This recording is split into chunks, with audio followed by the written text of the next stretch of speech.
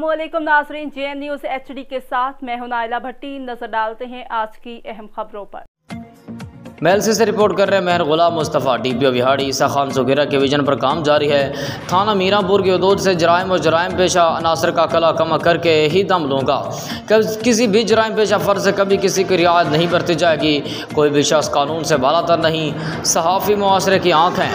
मुआशरे से बुराई के खात्मे के लिए पुलिस का साथ दें। शहरियों से इल्तमास है कि मशकूक अफराद बारे फौरी इत्तला दें और शहरी और ज़िम्मेदार शहरी उन्हें कभी सबूत दें। थाने के दरवाजे साइलिन के लिए 24 घंटे खुले हैं।